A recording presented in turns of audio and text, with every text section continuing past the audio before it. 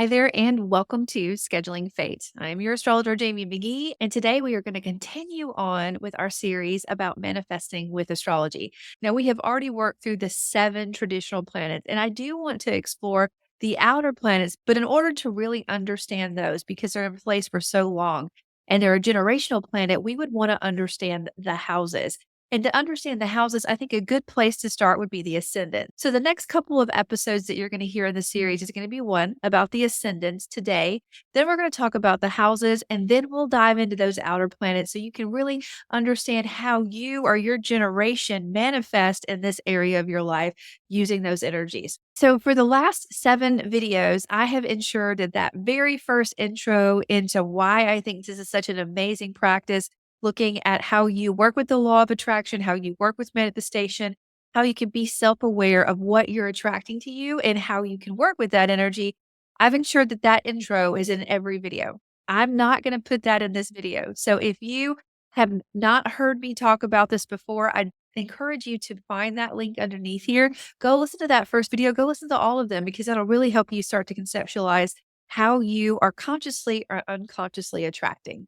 All right, with that being said, I just want to remind you that underneath this podcast, you are going to find a link to a free chart. You're also going to find a link to a free workbook. And if you would like to be part of my Moongate membership for less than $5 a month, get discounts on the reports that are tailored to your personal chart, working with me, a great calendar that you can add with all astrological insights from me on it. That's less than $5 a month. And there's also a link for that. All right, so our topic for today is about the ascendant or the AC.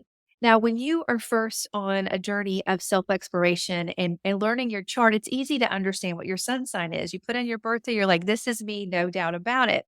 The ascendant is a giant leap forward because, in order to understand what your ascendant is, your rising sign, you must know what time you were born. And it's not something that you can guess. The universe moves every 4 minutes. Now, with that being said, please do not panic. If you do not know what time you were born, we can still discern a lot. Astrologers can still discern a lot by understanding what planet is in what sign and how those planets are talking to each other, the aspects. And then there's a great tool called rectification that can help us look at your life events and understand what your rising sign is. But that rising sign is the key, it is the doorway. It opens up how your chart is set up. It says this is house one. And if we know where house one is, we know where the other 12 are. And the houses represent areas of our life. A great way to think about this is the house is the stage, the planets are the actors, and the sign is how those planets act on that stage. That's always a good thing to remember when you're first learning astrology. But knowing that first house, we're able to see the flow of how your entire chart works together. And it's remarkable what you can learn from that energy. Now, that first house is all about you. It's yourself. It's how you look. And it's pretty interesting because the way that I tell people, and if you worked with me one on one, you've heard this, the sun sign is your crown. It's like what you are adorned with in this life. The moon sign is sort of like where you hold the doctorate or the PhD. That's your instinct. You do it so well. You're masterful at it that you don't even think about it. It naturally happens. But your rising sign, your AC, is sort of like being on the junior varsity team. You're wearing the jersey, everyone sees you as that.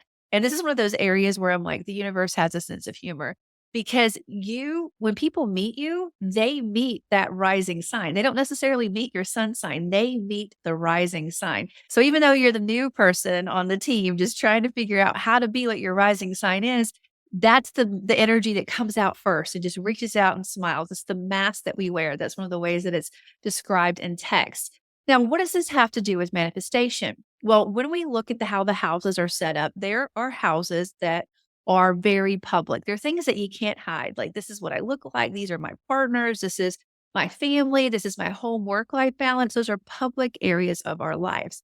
Those are the public angular houses. This is 1, 7, 4, and 10.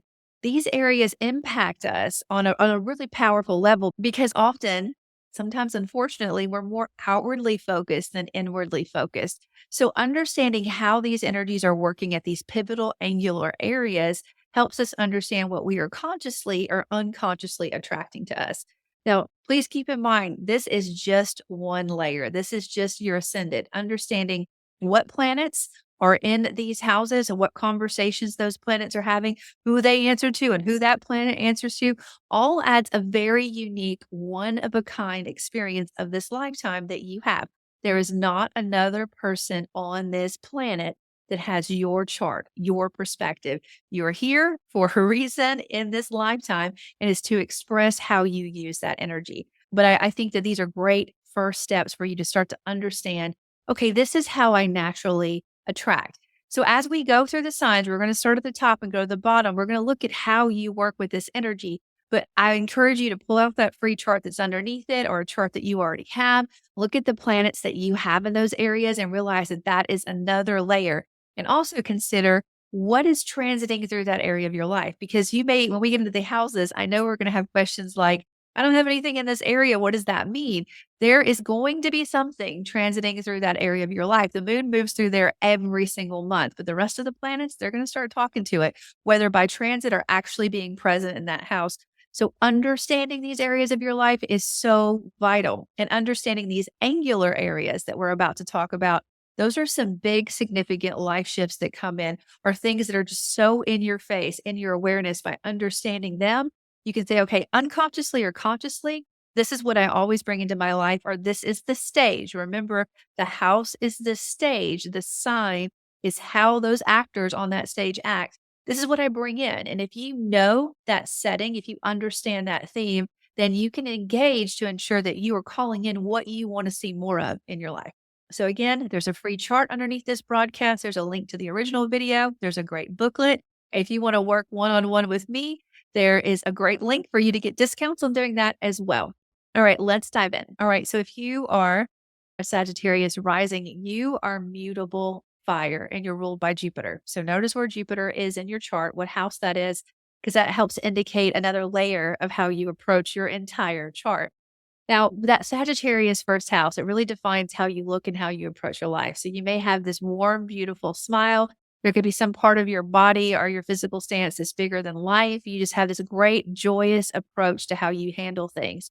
You have a great way of manifesting through optimism and through adventure. You may even like to travel, but you definitely like to learn and expand your overall horizons and how you approach life in general. Everything is a quest, it's an adventure.